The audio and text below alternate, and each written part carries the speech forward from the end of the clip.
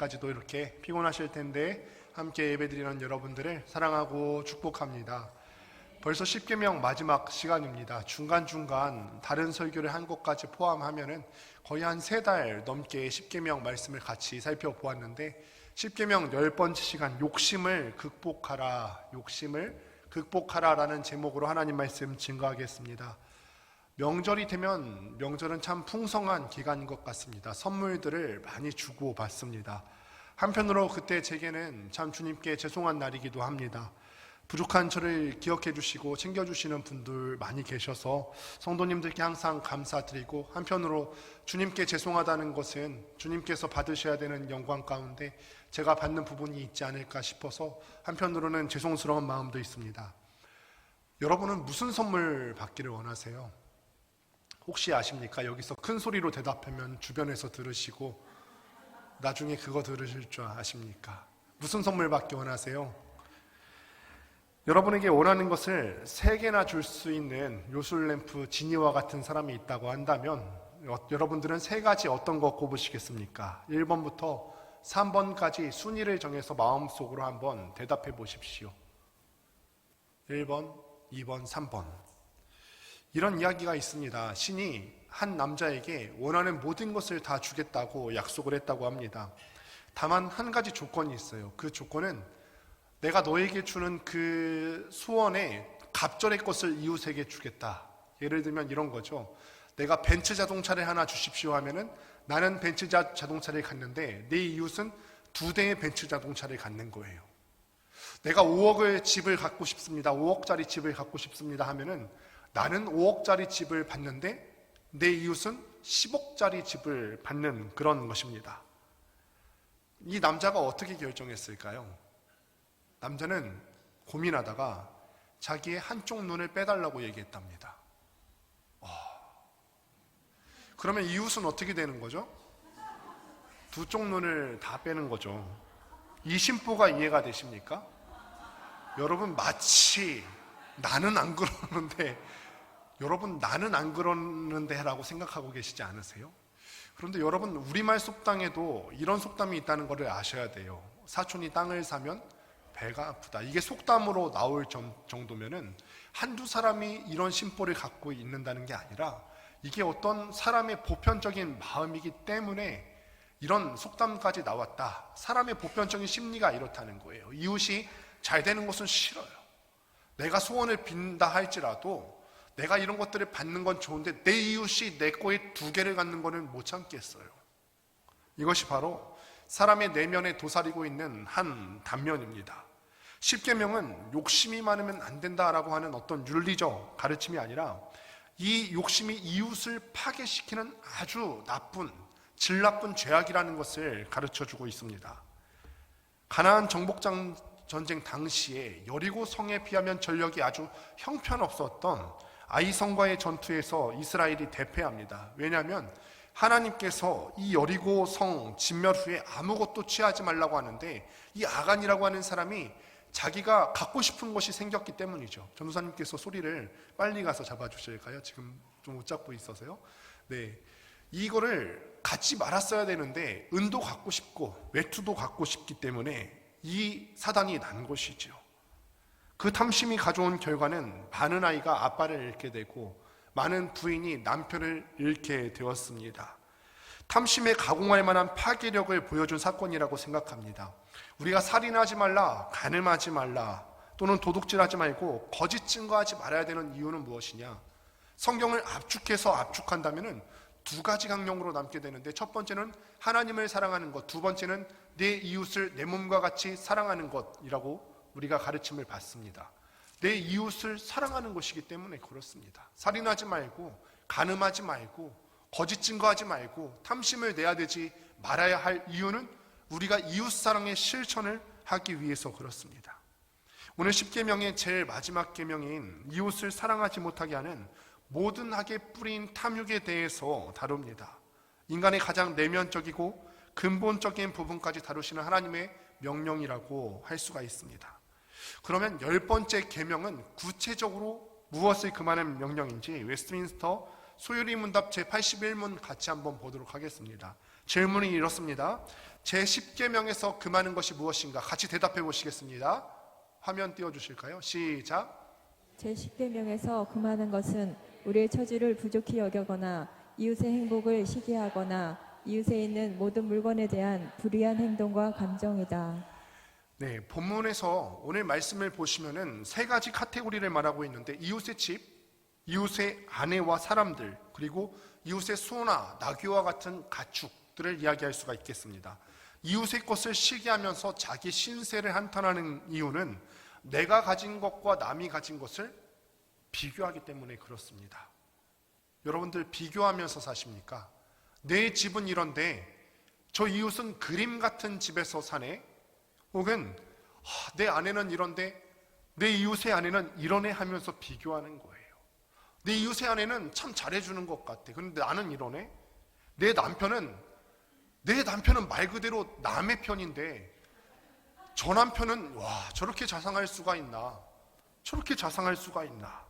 아내를 엄청 사랑해서 발렌타인데이, 생일, 크리스마스 선물 빠뜨리지 않고 하네? 내 남편은 언제 그랬나? 혹시 이렇게 생각하시는 분 계십니까? 조금이라도 그렇게 생각하시면서 비교하셨던 분 계세요? 불행해지죠. 계속 불행해져요. 내 남편 못 챙겨줘도 내 남편인걸요. 한 일간지에 행복해지기 위해서 버려야 되는 10가지 습관에 대해서 밝혔는데 그 중 하나가 남과 비교하는 것을 꼽았대요. 내가 행복해지기 위해서는 남과 비교하는 그 습관을 버려야 된다는 얘기죠.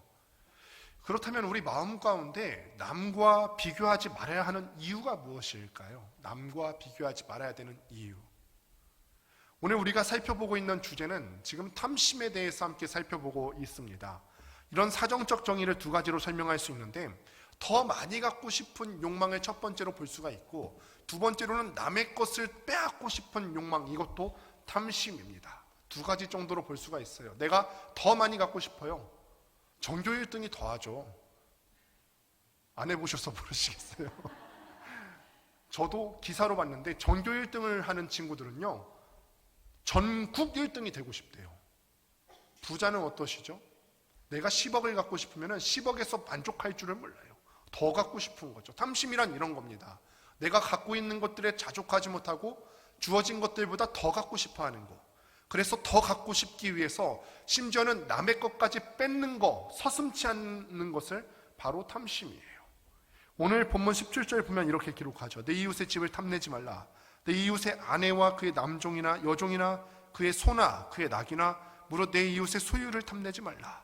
자기 울타리를 벗어난 것들, 내 울타리 안에 있는 것만 내 거잖아요. 그런데 내 울타리 밖에 있는 이웃의 소나 이웃의 것들이나 이웃의 가축이나 이런 소유를 탐나지 말라고 하는데 놀랍게도 그 이웃의 소유에 아내가 들어가 있습니다. 당시 여자는 사람들에게 소유물로 인식되었던 것입니다. 그런데 이것이 신명기에서는 좀 구분이 되는데 신명기 5장 21절을 보시게 되면 내 이웃의 아내를 탐내지 말지니라 구분지어서 내 이웃의 집이나 그의 밭이나 그의 남종이나 그의 여종이나 그의 소나 그의 낙이나 내 이웃의 모든 소유를 탐내지 말지니라. 어쨌든 간에 출애굽기와 신명기에서 지금 밝히는 탐내지 말아야 되는 것들의 공통적인 분모를 찾으셨습니까? 공통적인 분모는 물질이에요. 돈입니다. 돈에 있어서 우리가 주어진 것들보다 더 많이 탐내지 말라는 거예요. 하나님께서 나에게 이만큼 주셨는데 내 울타리 안에 있는 것들, 정한 한도 밖에, 울타리 밖에 있는 것들에 대해서 탐내지 말아라. 탐심이다. 돈에 대해서 디모데전서 6장 9절부터 10절까지 이렇게 말합니다. 같이 한번 읽습니다. 시작. 구하려 하는 자들은 시험과 올무와 여러 가지 어리석고 해로운 욕심에 떨어지나니 곧 사람으로 파멸과 멸망에 빠지게 하는 것이라. 돈을 사랑함이 일만하게 뿌리가 되나니 이것을 탐내는 자들은 미혹을 받아 믿음에서 떠나 많은 근심으로써 자기를 찔렀도다. 아멘. 디모데 전서의 말씀은요, 돈이 무의미하다는 것이 아닙니다. 여러분께 한번 묻습니다. 혹시 지폐 있으세요? 뭐 달라는 얘기는 할 거 아닌데요. 저도 가만히 본 적이 있어요. 야, 이 돈이 뭐길래 하고서 꺼내들고 한동안 졸여봤어요. 근데 뭐가 보이진 않더라고요. 이 돈에는 영적인 영향력이 있습니다. 왜 그렇죠? 이 돈에다가, 사실 이 돈은 가만히 보면 종이에요. 그런데 이 종이에다가 사람들이 약속을 부여하거든요. 5,000원짜리 숫자에게는 5,000원만큼의 가치를 부여하면서 사회적인 약속을 부여합니다. 10,000원이라고 적힌 거에는 10,000원짜리의 약속, 그 가치를 부여합니다. 종이에다가 사람의 정신을 투여하기 때문에 이 종이에 아무것도 아닌 것 같아 보이지만 사람의 영적인 것들이 들어가 있습니다. 스피릿이 들어가 있어요. 사람의 욕심이 들어가 있고 탐욕이 들어가 있습니다. 그러니 우리가 돈을 대하실 때는 간과하시면 안 돼요. 이거를 내가 참 조심히 사용해야 되겠구나. 하나님께서 우리에게 분명히 필요해서 주신 것은 맞습니다만 돈은 영적인 것이기 때문에 항상 사용하실 때 조심하셔야 되고, 오전 예배 때 우리가 예물을 드리고 나서 기도를 드렸다시피 우리 마음 가운데 물질의 노예가 되면 안 되겠다. 물질은 우리 아래에 있는 거죠. 그래서 오전에 제가 최병락 목사님의 영상을 보았다고 하는데, 그 목사님이 정리를 하시기를 맨 먼저는 하나님이 계셔야 될 것이고 그 다음에 사람이 있어야 될 것이고 그 다음에 물질이다. 우리가 이것을 순서를 놓치지 않고 살 수 있게 되기를 바랍니다. 그래서 돈을 사랑한다고 하는 것은 일만하게 뿌리가 된다는 거예요. 돈을 사랑하니까 더 탐심내기 위해서, 돈을 더 갖기 위해서 살인도 하기도 하고요, 남의 것을 강탈하기도 하고, 더 갖고 싶으니까 전쟁이 일어나기도 하는 것이 현실이잖아요. 우리가 지금 그 사실을 목도하고 있지 않습니까? 오늘날 돈은요, 정말 거의 전능한 신적인 존재로 추앙받고 있습니다. 물질 만능주의라고 하죠. 위력이 얼마나 대단한지 여기 계신 모두가 다 체험하고 있습니다. 돈으로 하는 이야기가요, 진심으로 하는 이야기를 이기는 시대예요. 정의란 무엇인가, 여러분들 책 제목은 한 번쯤 다 읽어보셨을 텐데, 이 저자로 유명한 하버드대 교수 마이클 샌달이 또 다른 책을 하나 썼는데, 돈으로 살 수 없는 것들에 대해서 이렇게 말합니다. 세상에는 돈으로 살 수 없는 것들이 있다. 하지만 요즘에는 그리 많이 남아있지 않다. 모든 것이 거래 대상이 되고 있기 때문이다. 무슨 말이냐면 요즘에는 웬만하면 다 돈으로 해결할 수가 있대요. 그리고 그 예를 드는데, 교도소 깜빵이 돈으로 업그레이드 될 수 있다는 사실을 아십니까? 저도 이 책을 처음 알았어요. 교도소 깜빵 업그레이드 1박에 82불, 우리 돈으로 지금 한 10만 원 정도 되죠. 인도인 여성의 대리모 서비스, 그러니까 대리모 서비스에 6,250불, 대리모를 살 수가 있다는 거예요, 돈으로. 그리고 멸종위기의 검은 코뿔소를 사냥할 권리 15만 불. 멸종위기면 사냥을 안 해야 되는 게 맞잖아요. 그런데 이것까지도 돈으로 사냥할 권리를 준다는 거예요. 15만 불 내면죠. 대기에 탄소를 배출할 권리. 대기에 무슨 주인이 있습니까? 주인이 계시다고 한다면 하나님이신데, 받으시더라도 하나님이 받으셔야 되는데 누구한테 돈을 낸다는 얘기예요. 한마디로 거의 대부분 돈으로 해결할 수 있다는 거예요. 그러나 이 사람이 얘기하기를 돈으로 행복만은 살 수 없다고 얘기합니다. 네덜란드 속담에도 이런 말이 있습니다. 아마 들어보신 분도 계실 겁니다. 돈으로 책은 살 수 있어도 지식은 살 수 없다. 돈으로 지위는 살 수 있어도 존경은 살 수 없다. 돈으로 관계는 살 수 있어도 사랑을 살 수 없다. 맞습니다. 돈으로 우리가 집은 살 수 있습니다. 그러나 행복한 가정은 살 수가 없다는 원리입니다. 만약 우리가 돈으로 구원도 살 수 있다고 한다면, 내게 주신 그 물질로 하나님의 일을, 선한 일들을 많이 해서 돈으로 구원도 살 수 있다고 한다면, 하나님께서 착각하는 우리에게 이렇게 말씀하십니다. 같이 한번 읽습니다. 시작. 낙타가 바늘귀로 나가는 것이 부자가 하나님의 나라에 들어가는 것보다 쉬우니라 하시니. 아멘. 부자가 자기의 가진 물질로 하나님의 나라를 살 수가 없다는 거예요. 여러분, 우리가 또 한 가지 착각하기 쉬운 게 있습니다. 종교적 욕심에 대해서 한번 살펴보려고 합니다. 종교적 욕심 역시 비교 의식에서 시작되는 탐심이라고 할 수 있습니다. 남보다 더 인정받고 싶고 남보다 더 명예를 얻고 싶은 마음이 이런 종교적 열심 가운데 숨어 있을 수가 있습니다. 제가 신학교 학부 시절에, 그때 총신대학교회가 건물 5층 꼭대기에 자리를 잡고 있었어요. 그런데 그 당시에 저는 시간 10시가 저희 기도 시간이었는데 10시에 가서 기도를 하는 사람들이 많이 있어요. 많이 있는데 제 마음 가운데 그런 마음이 드는 거예요. 제가 기도하다가 항상 어떤 자매가 걔랑 나랑 둘이 남는 거예요. 제 마음 가운데 이런 마음이 들었어요. 내가 그래도 쟤는 이기고 나가야지. 저희 신학과에 자매가 얼마 있지 않아서 신학과 사람들은 다 알거든요. 그런데 저 자매는 신학과도 아닌 것 같은데 그래도 내가 신학과의 자존심을 지키고 나가야겠다. 내가 뭐라고요? 그런 마음들이 있었는데 사실은 이런 것도 종교적인 욕심이죠. 시간을 늘려서 앉아서 제가 뭘 하겠습니까?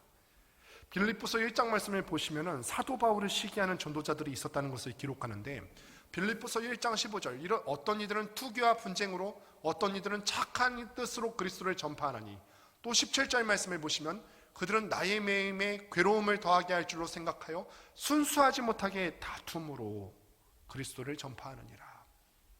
기도하고 성경 읽고 선한 일에 헌금하는 일을 우리가 마땅히 해야 되는 것이 맞지만 남과 비교하면서 시기로 하는 것은 10번째 계명에서 금하는 것이에요. 성경에서 가장 안타까운 사건 중 하나는 아나니아와 삽비라 사건을 들 수가 있죠. 수요 예배 시간에 언젠가 말씀을 드렸는데 이 바나바가 초대교회 때 아름다운 모습들이 많았어요.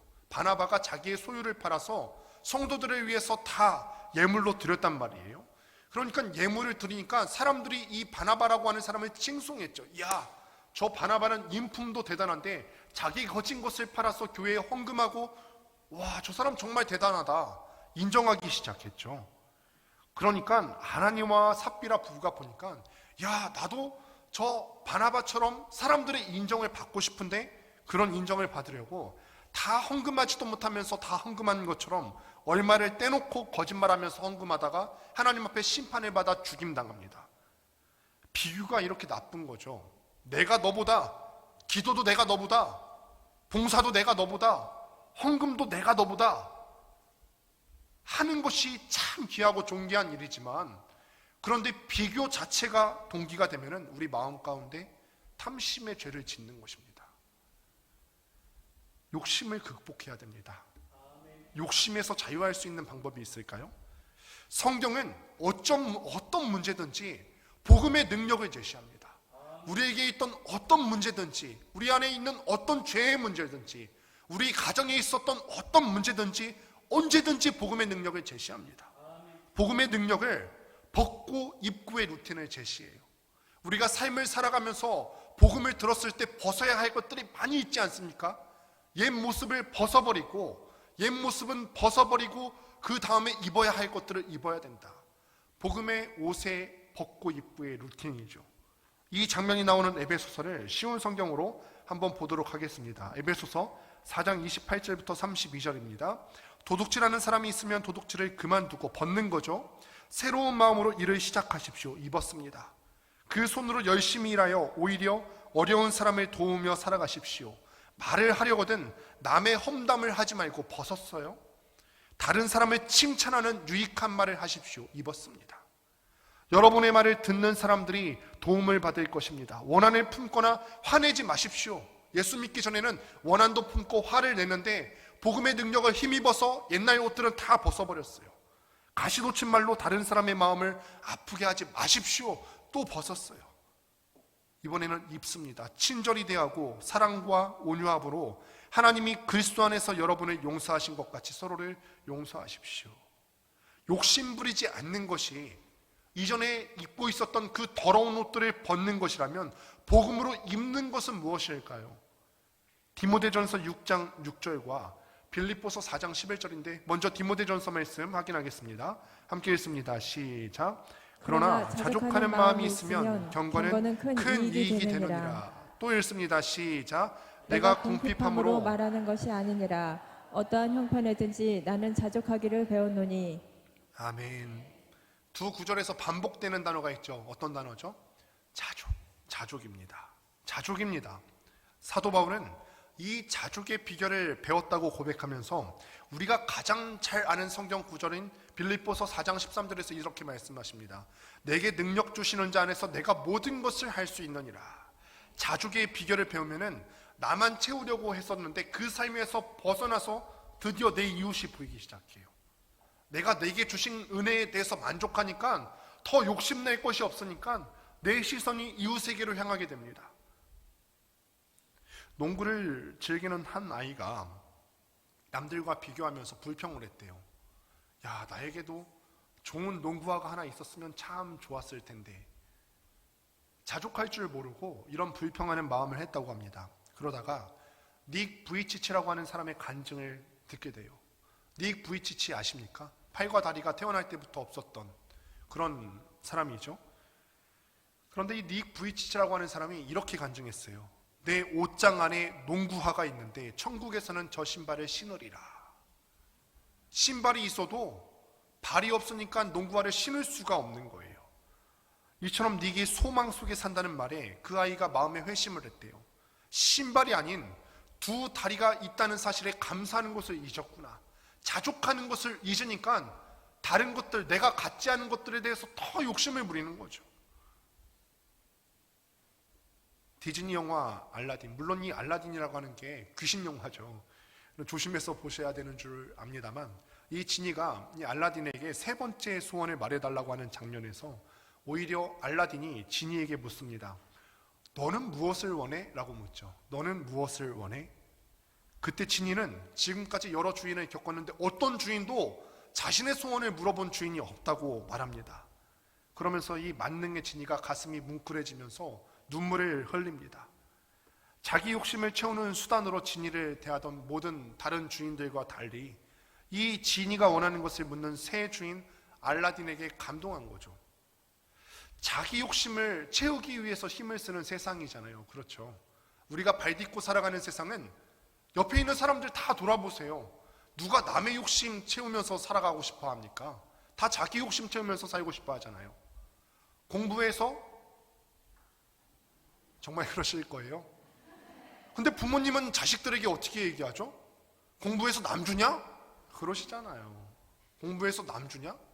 너 엄마 아빠 위해서 공부하냐? 너 위해서 공부하지? 이러시잖아요. 우리도 알게 모르게 이런 사실을 주입하는 거예요. 너 욕심 위해서 살아라 라고 우리도 알게 모르게 주입하고 있는 거죠. 우리는 이런 세상에서 살고 있어요.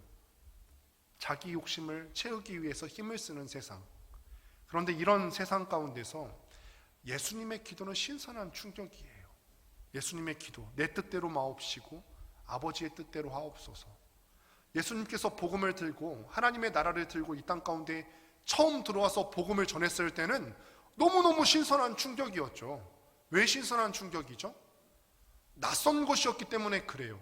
내 욕심대로 마옵시고 아버지의 욕심대로 아버지의 뜻대로 하옵소서. 세상 사람들은 그렇게 안 살거든요. 자기네들이 하지 않은 낯선 것이기 때문에 하나님 나라의 복음이 예수님으로부터 들려졌을 때는 다 낯설기 때문에 사람들한테 몰려왔어요. 지금은 예수님께서 하신 그 말씀도 2000년 동안 같은 텍스트로 보다 보니까 너무 우리가 낯익었어요. 그러니까 그 하나님의 말씀을 듣는데도 우리의 마음이 무감각해지는 거죠.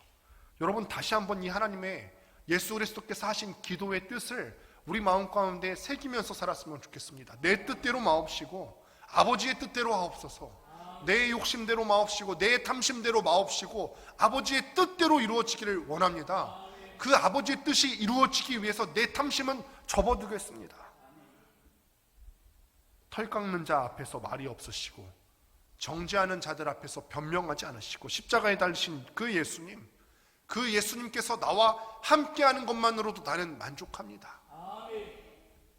십계명의 마지막 10번째 계명은 우리에게 명령합니다. 내 이웃의 소유를 탐내지 말라. 다시 한번 말씀드리지만 탐욕이 무서운 이유는 그것이 이웃 사랑을 가로막는 모든 근원적인 죄가 되기 때문에 그렇습니다. 이 말씀을 함축하면 두 가지 남는다고 했는데 하나님 사랑하고 내 이웃을 내 몸과 같이 사랑하라, 두 가지 남는다고 했는데 그 두 번째를 막는 가장 근원적인 죄가 되기 때문에 그렇습니다. 탐욕의 죄는 스스로를 불행하게 만듭니다. 내가 가진 것에 만족하지 못하게 만들고 이웃의 것을 더 탐심을 갖게 만들고 이웃을 시기하고 이웃의 소유에 대해서 불이하게 행동하게 만듭니다. 다른 사람 걸 갖고 싶으니까 빼앗고 싶고 저 사람을 이겨서라도 누르고 싶고 죽여서라도 갖고 싶게 만든다는 것입니다. 이렇게 무서운 죄가 남과의 비교를 통해서 우리 안에 들어옵니다. 남과 비교하면서 남이 가진 것을 돈으로라도 사서 행복해지려고 합니다. 하지만 돈으로는 행복을 살 수 없다는 것 다시 한번 기억하시기를 바랍니다. 비교의식에서 시작되는 종교적인 열심 그렇게도 하지 마시고, 우리가 참 봉사가 중요하지만 순수한 동기를 찾으십시오. 물질을 드려도 내 주변 사람 볼 거 없습니다. 내가 하나님 앞에서 정직하고 떳떳하게 드리고 싶은 만큼 드리시고, 교회에 나와서 봉사하고 싶으셔도, 기도하고 싶으셔도 남의 눈치 볼 거 없어요. 남이 어느 정도 할 만큼 볼 것 없습니다. 하나님 앞에서 호람대오의 정신을 갖고 우리가 하나님 앞에 나아갈 수 있게 되기를 바랍니다. 욕심은 사람의 능력으로 극복할 수 없습니다. 복음의 능력으로 내 옷, 이전에 입었던 옷들을 다 벗으시고 복음의 능력으로 새 옷을 입을 수 있게 되기를 바랍니다. 그 복음의 능력으로 자족의 비결을 배워야 합니다. 여호와가 나의 목자 되어주시고 구원의 하나님으로 말미암아서 기뻐할 때 부족함이 없게 된다는 사실입니다. 다시 한번 예수님께서는 자기 욕심을 채우는 세상에서 당신의 뜻을, 당신의 탐심을 구하지 않으시고 아버지의 뜻을 이루기 위해서 십자가에 달리시고 세상 영광 아니라 하나님 나라의 영광을 위해서, 우리의 구원을 위해서 죽기까지 순종하셨습니다. 이 예수님의 십자가 사랑을 덧입을 때 우리 가운데에서도 내 탐심으로 살아가는 것이 아니라 내 이웃의 필요를 보고 하나님 나라의 영광을 위해서 살아갈 수 있는 여러분들 되시기를 진심으로 축복합니다. 말씀을 맺습니다. 우리의 마음에는 늘 탐욕이 있어요. 우리가 육신의 몸을 삼고 살아가는 동안에는 이 탐심과 늘 싸우셔야 될 거예요. 더 갖고 싶고 남과 비교해서 더 우월하고 싶으실 거예요. 그러나 하나님께서 주시는 명령은 그게 아니에요. 하나님께서 말씀 속에서 말씀하시기를 하나님을 사랑하고 이웃을 사랑하라. 제 예전에 좌우명이 이런 좌우명이 있었어요. 최선을 다해 최고가 되자. 딸에는 멋있는 것이라고 그렇게 붙들고 살아왔는데 안 멋있더라고요. 최선을 다해서 최고가 되려면은 다른 사람을 누르면서 살아가야 되는데 그렇게 한 명 두 명 밟고 올라가 보니까 피곤해요. 하나님 나라의 가치와 맞지가 않아요. 우리 예수님께서 보이신 삶은 한 명 두 명 밟고서 최고의 자리에 오르신 그 자리가 아니거든요. 탐심의 자리가 아니었어요. 여러분, 그러니까 마음속에 다시 한번 결단하시기를 바랍니다. 내 뜻대로 마옵시고 아버지의 뜻대로 하시고, 내 탐심, 마음속에 있는 탐심들 내가 걷잡을 수 없이 이 누르기가 참 힘이 드는데 하나님 복음의 능력으로 우리가 탐심을 이기게 하시고 오직 하나님 나라의 영광 위에 살게 하여 주옵소서. 가진 것들에 대해서 만족하며 살 수 있는 자족의 비결을 깨닫게 하여 주옵소서. 이렇게 기도하는 여러분들 되시기를 주님의 이름으로 축원드립니다. 우리 이 시간에